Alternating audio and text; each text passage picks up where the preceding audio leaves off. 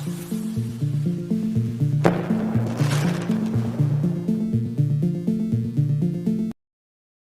दोस्तों, मैं हूं अस्पित चौहान और आप देख रहे हैं आपका अपना यूट्यूब चैनल।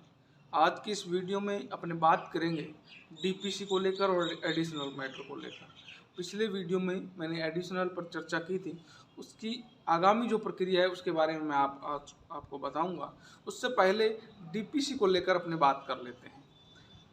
अध्यापक से सेकंड ग्रेड और सेकंड ग्रेड से फर्स्ट ग्रेड यानी व्याख्याता की डीपीसीयाँ पिछले 3 सालों से नहीं हो रही है। कारण अलग अलग हैं। अगर मैं अध्यापक से वरिष्ठ अध्यापक की बात करूं तो उसकी डीपीसी न होने का कारण एडिशनल मैटर है। एडिशनल मैटर वर्तमान में सुप्रीम कोर्ट के अंदर विचाराधीन है, जो सीधी भर्ती और डीपीसी दोनों को प्रभावित कर रहा है। पिछली सुनवाई जुलाई की शुरुआत में हुई थी। अब अगली जो सुनवाई है वो 12 अगस्त के समथिंग होगी।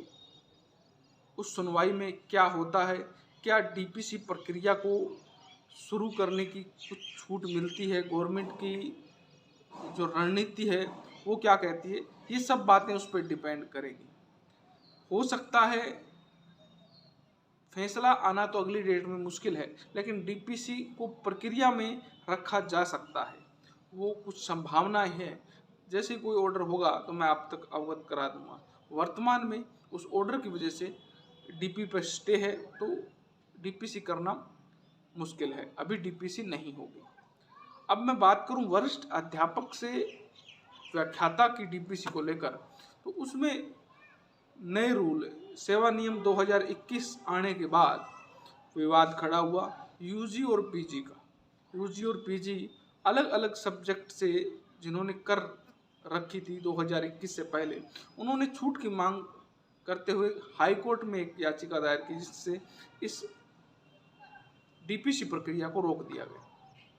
पिछले मार्च 2022-23 में बीकानेर से एक नियम संशोधन पत्रावली जारी की गई वित्त के लिए, और वित्त से उसको मंजूरी मिल गई है। अब फाइल आरपीएससी पहुंच चुकी है। जल्द उस पर कार्रवाई होगी और नियमों में संशोधन अपेक्षित है। अब इसमें एक बात फिर बाहर निकल के आ रही है कि 3/8/21 तक जिन्होंने एडमिशन ले लिया था उनको छूट मिलना मुश्किल है। हाँ, 3/8/21 तक जिन्होंने डिग्री कंप्लीट कर ली है उनको छूट मिलने की संभावनाएं बहुत ज़्यादा हैं। यानी जो यहाँ से संशोधन पत्रावली जारी हुई है उसमें उनको छूट मिलने की संभावना या अपने कहीं भी मिलेगी। तो ये प्रक्रिया अभी और आगे की है।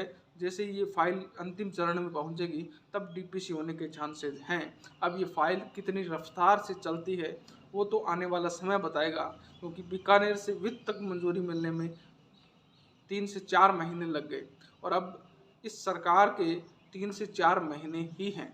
उसी दौरान ये पूरी प्रक्रिया होनी है। तो अगर प्रोसेस जल्दी हुआ तो डीपीसी होने की संभावनाएं हैं, और अगर धीरे हुआ तो डीपीसी फिर नई सरकार के गठन के बाद ही होगी। अब मैं बात करता हूँ एडिशनल को लेकर। एडिशनल एक बहुत ही पेचीदा मामला हो चुका है। बहुत से साथी भावुक हो जाते हैं, बहुत से साथी अपने संयम छोड़ देते हैं, जबकि हकीकत को कोई टाल नहीं सकता। चाहे मैं हूँ चाहे आप हो, मैं सिर्फ न्यूज़ दे सकता हूँ। पिछली जो न्यूज़ थी वो अगर आप सोचें तो एडिशनल के पक्ष में थी। मैं किसी का पक्ष नहीं लेता हूँ, लेकिन जो न्यूज़ है वो किसी न किसी के तो पक्ष में होगी और किसी न किसी के विपक्ष में होगी। और मैंने एडिशनल के साथियों का हित देखते हुए वो वीडियो बनाया था, ताकि आगे उनको उस वीडियो से फ़ायदा हो। लेकिन कई साथियों ने संयम तोड़ दिया। एक साथी तो मेरे को ये तक कह रहा था कि मैं एफआईआर दर्ज करा दूँ। दोस्त, एफआईआर दर्ज मेरे पे कराने से कल को तुम जिन्होंने एडिशनल को बाहर करने के लिए फाइल लगाई हुई है उनको तू फांसी करवा देगा। जब मेरे को न्यूज़ देने पे तू एफआईआर दर्ज करवा रहा है, तो जिन्होंने तेरे खिलाफ या इस एडिशनल डिग्री के खिलाफ याचिका लगा रखी है, जो केस लड़ रहे हैं, उनको तू फांसी दे देगा। ये नियमों का खेल है। इतना भावुक होने की आपको ज़रूरत नहीं है। आप अपनी लड़ाई लड़िए, कोई दिक्कत नहीं है, लेकिन अपने शब्दों पर संयम रखें। मेरी वीडियो बनाने के बाद कई साथी जो एडिशनल के थे, इन्होंने मेरे से संपर्क किया, उन्होंने मेरे से पूछा सर हमें क्या करना चाहिए। तो मैंने कहा था भी मेरा जो विचार था वो मैंने रख दिया, आपको बीकानेर निदेशालय से संपर्क करना चाहिए। उन्होंने आपको किस कारण रोका है, उसका कारण क्या है, मैंने तो आपको बात कह दिया था भी सुप्रीम कोर्ट में केस विचाराधीन है, उसके कारण आपको रोका गया है और कोई कारण नहीं हो सकता। और वही बात हुई बीकानेर निदेशालय में, जब वो साथी गए उन्होंने बात की, तब उन्होंने स्पष्ट रूप से कह दिया भी जब तक सुप्रीम कोर्ट का फैसला नहीं आता है हम ज्वाइनिंग नहीं देंगे, चाहे वो आप हैं चाहे वो रीट लेवल 2 की होने वाली वैकेंसी। उन्होंने स्पष्ट शब्दों में कहा। तो कई साथियों ने ये भी कहा कि ये हाई कोर्ट का ऑर्डर है, तो उन्होंने स्पष्ट कहा हाई कोर्ट ने नियुक्ति प्रक्रिया में शामिल करने के लिए कहा है, न कि ज्वाइनिंग देने के लिए। नियुक्ति प्रक्रिया में शामिल होने का मतलब है आपको उस मेरिट में शामिल कर लिया गया है, आपको जिला आवंटन कर दिया गया है, आप उस भर्ती से बाहर नहीं। अब कोर्ट का जो ऑर्डर होगा उसके अकॉर्डिंग हम काम करेंगे। अब भी मैं इस वीडियो के माध्यम से आपसे कहना चाह रहा हूँ, अगर आपके पास ऐसा कोई ऑर्डर है जिसमें ज्वाइनिंग की बात हो रही है, मेरी नज़र में तो कोई आया नहीं है अभी तक, लेकिन आपके पास कोई ऑर्डर ऐसा है जिसमें कोर्ट ने कहा है कि इनको ज्वाइनिंग दी जाए, तो आप बीकानेर निदेशालय जाइए और उन साथियों का भी भला हो जाएगा जो इस संविदा भर्ती के हैं और आपको भी कोई रुकावट आगे नहीं आएगी।